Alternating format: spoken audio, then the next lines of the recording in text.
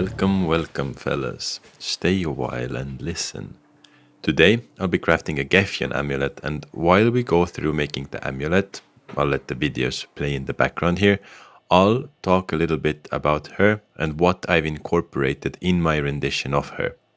So first and foremost, she is a goddess from the Norse pantheon, associated with agriculture, oxen, and she even owns one of the afterlives you can land in from Norse mythology. And apparently, she also knows the fate of mankind. That works as a short overview, but let's also delve into what exactly do the sagas and ancient poems tell us about her.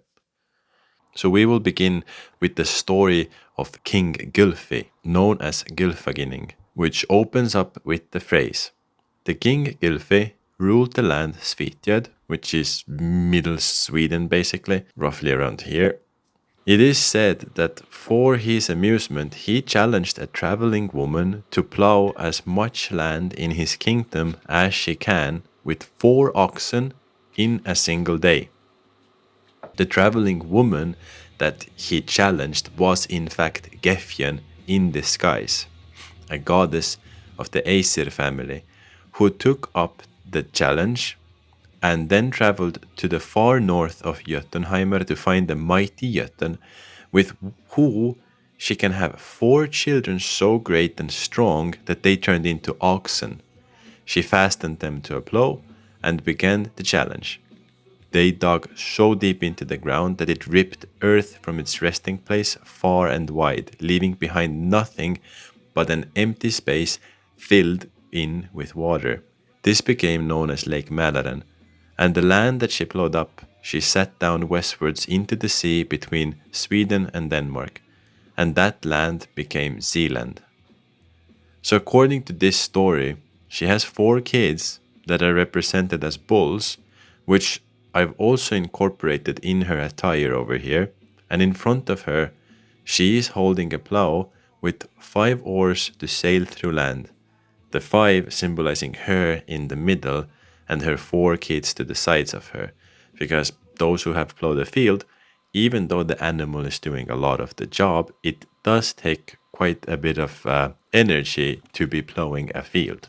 But there is something interesting and contradicting here in the story of Gefjon, as she is said to be the mother of 4 kids, but at the same time, in the same story of Gylfaginning, the king Gylfi, after being tricked by Gefjon, sets out to find the home of the gods, to see if they all are such tricksters and users of disguise, which he does by himself going in disguise, of course, calling himself Gangleri, which means a wanderer, and I believe is also one of the recorded names of Odin. Anyway, he sets out, and the gods know of his coming, and they sent up illusions to deceive Gylfi.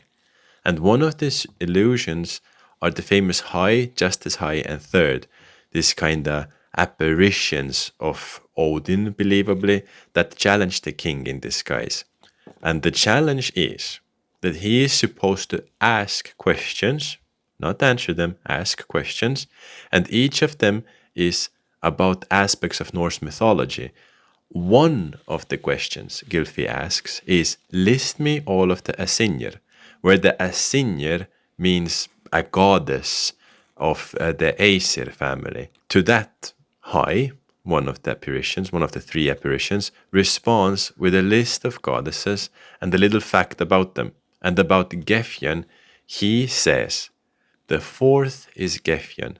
She is a maiden, and those who die as maidens serve her. And the word that is used there is mar, which the word mar means maiden, and like 99% implies that the person is a virgin for the people of Old Norse societies. And this is also where we learn that unmarried women in their afterlives will join Gefjon.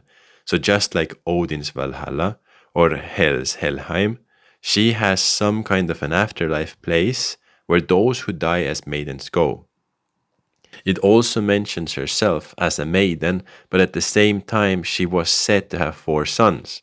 So either she adopted them from the Jotun or found some other way to conceive children, would be maybe helpful to learn. but goddess kind of stuff. Or there is a bit of a juicy drama here, as in another poem, the Lokasana, which is basically Loki going no Vaseline on all of the gods. There, Gefjon says, after Loki starts going off, that why would the gods even argue with him, as he just spoils everything. To which Loki answers, quite incelly, "Be silent, Gefjon.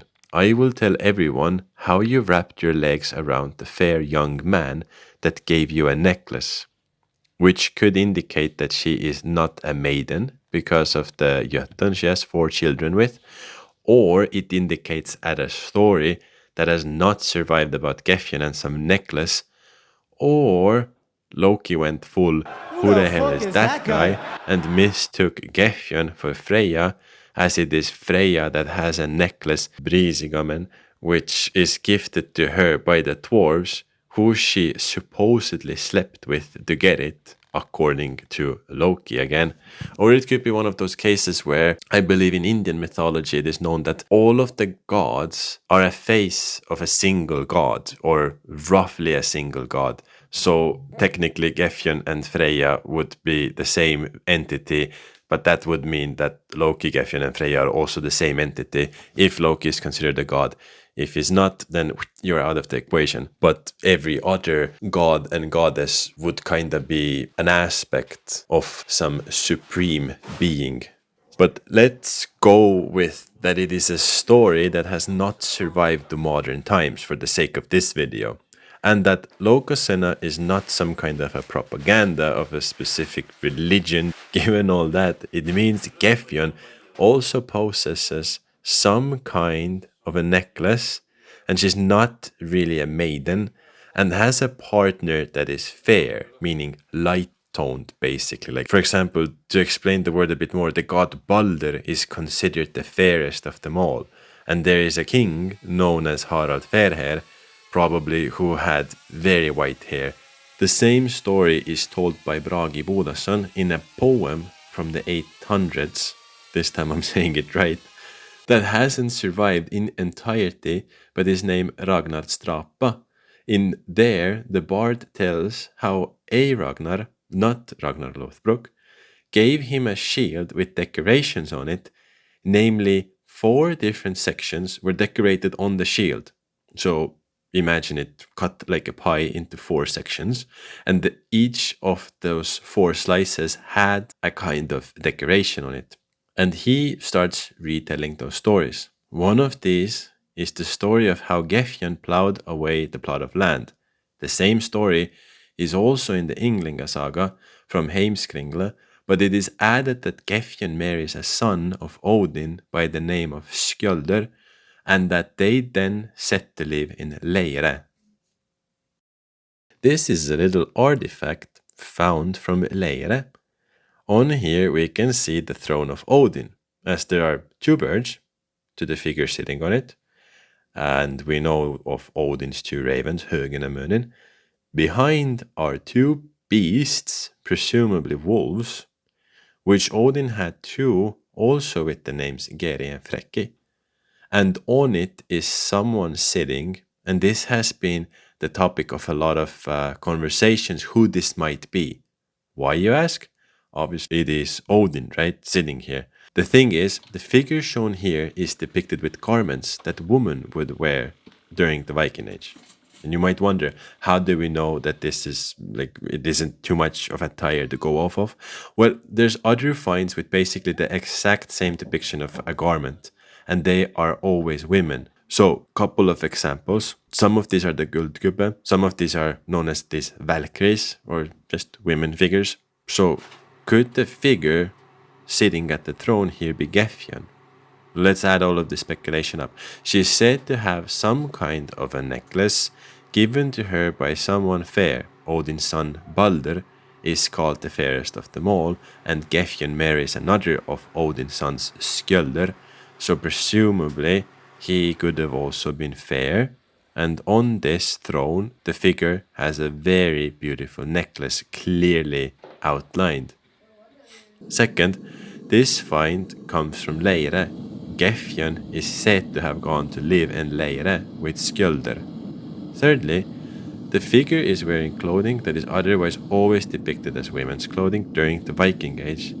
And a bonus fun fact, Gefjon is speculated to be the inspiration for the Finnish word kapiot, which is a type of bride's clothing, and Gefjon was also used as the name when translating Latin works into Old Norse. For example, the goddesses Diana and Aphrodite have been written as Gefjon when stories of them have been translated.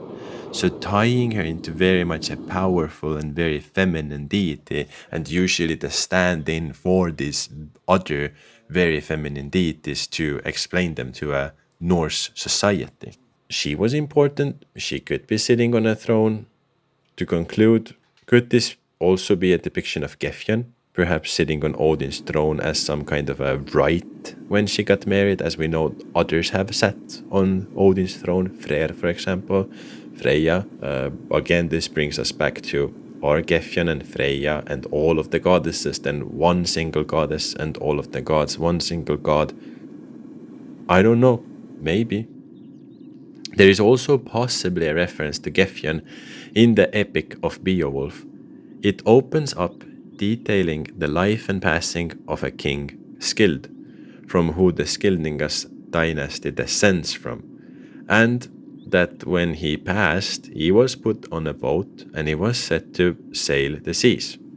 How this ties into Gefjon is that the word for the sea used there is Geafon, which scholars have proposed is clear for the reader at the time from a Norse society as the goddess of Gefjon. And it makes a bit more sense if you realize that the king Skuld is the same king mentioned to have married Gefjon named Skjölder. In Beowulf, the name of Skuld's or Skjölder's wife is not mentioned by name even once. But these poetic references to the sea with names very similar, almost identical to Gefjon, could be on purpose, and at that time the people who were reciting and reading these passages would surely understand the reference.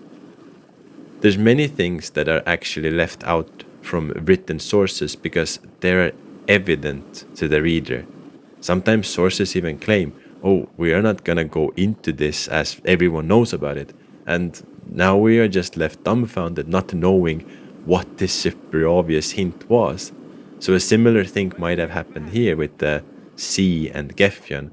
A good example of something similar is these dodecahedrons, which have been found everywhere. No one knows what they were. These are believed to be some kind of a Roman thing. I believe it is something to do rather with the Druids and Celts. And it has been such an obvious thing that we have no idea what these are. And it could be a similar thing with this saga here that or I guess Beowulf is rather an epic, I'm sorry I'm downplaying it. But a similar thing could be here, that to these people it was super obvious that it talks about Gefjon, and Skjölder and Gefjon were married, and Gefjon is like a poetic way to say the water, the sea, and so on. Another interesting mention of Gefjon comes from Olaf's saga from Icelandic Flateyra book, where she is invoked in a ritual setting. In the book, King Olaf, with the two companions, had heard of a pagan harbor, and as he wanted to convert people to Christianity, he went there, arriving late during the day. Under guise, King Olaf and his assistants visited a farm there. The three men said their names were Grimr and sat down in the main room on one bench. The ritual began after a while with a woman walking into the main room as well, with a light in her hand. She was the farmer's daughter, and soon after came the farmer himself, his son, and their thrall, which is basically like a servant. They also sat down, were friendly towards the guests, but did not speak much. They then had the evening meal, and after a while, an older woman walked in with what seemed like a wrapped idol. She didn't greet anyone and began to unwrap the idol. She called it the Völsi and placed it onto the farmer's knee and spoke a verse. Great have you grown, Völsi, and lifted on high, wrapped in linen, bound about with leek. Let morn take this idol, and you, good farmer, take Völsi to yourself. The Völsi they're speaking about is a severed horse penis that has been preserved with leek and other herbs. Then they begin a ritual where they say verses and pass the Völsi around, and when the turn comes to the farmer's daughter, she takes it in kind of a disgusted way and says, "By Gefjon I swear, and by the other gods, that I take the red nose only unwillingly. This is the idol, and you, household thrall, take hold of the Völsi," and passes the horse pride onto the thrall. And each one of them holds it and says something before that. Before the farmer says something, farmer's son says something, and then the farmer's daughter says this. This is remnants of an actual pagan ritual, an interesting insight into the ancient traditions, and also that the goddess Gefjon is invoked out of all of the other goddesses. So she was venerated and held in high regard even in Iceland, which hints that she was an everyday goddess or a familiar face for these people, as certain gods like Ullr, who personifies the forest, disappear from Icelandic writings, likely due to the absence of trees on Iceland. But the goddess Gefjon was still considered important and was the main deity in a ritual. The ritual itself could have been for fertility or bountifulness, aligning with Gefjon's agricultural associations.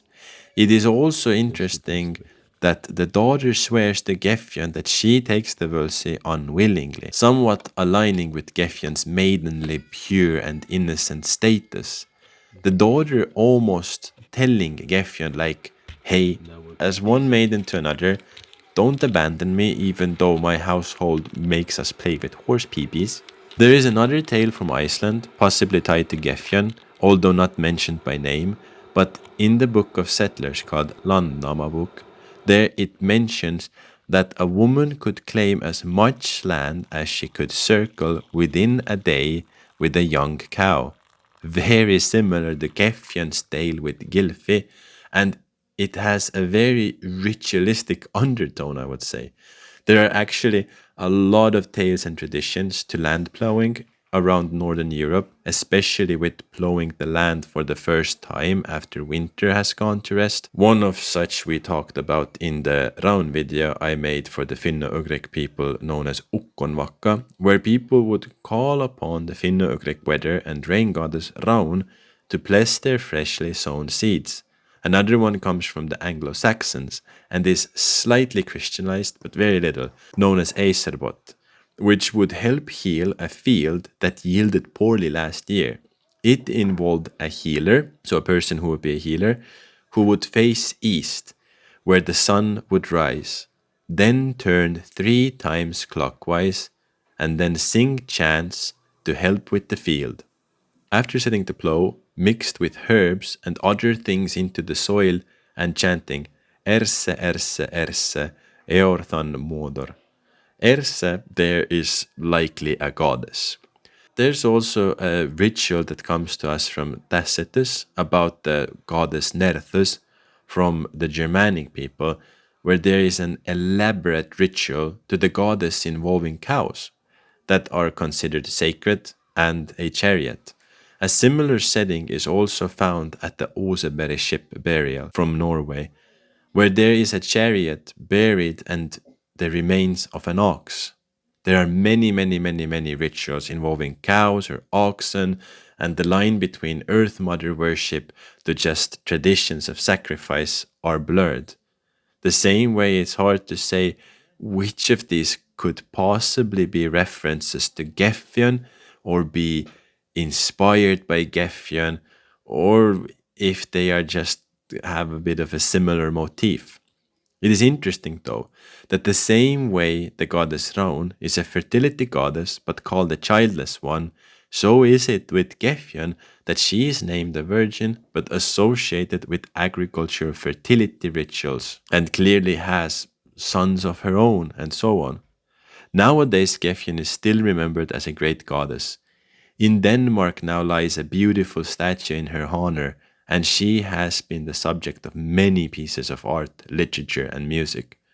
So hopefully you could learn something from my recap of her and also be inspired by the stories associated with her to further spread awareness of her so we can collectively reconstruct, relive, and build upon these ancient stories that are natural for us.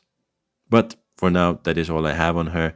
So let's finish up this amulet. And as with all of my amulets, I've also done a little teaser video of sorts for Gefjon. So 1, 2, 3, enjoy.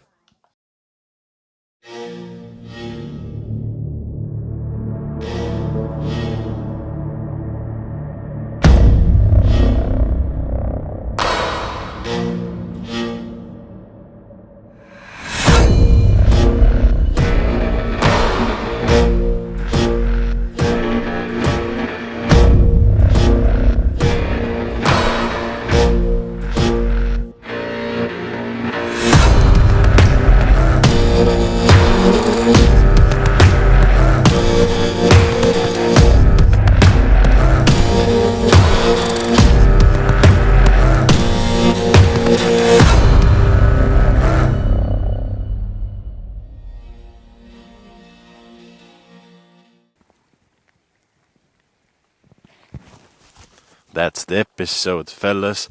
The weather is a bit under the weather today. So anyway, thank you for watching. If you have any gods or goddesses you would want to see, let me know down in the comments or write me on Instagram. I'm mostly active on there. The next couple of episodes that I have coming are gonna be on some well-requested gods and goddesses. So those of you that have requested them, look forward to that. I just wanted to get this Gefjon Amulet also out there because it's a goddess that I find really interesting and not too many people know about her.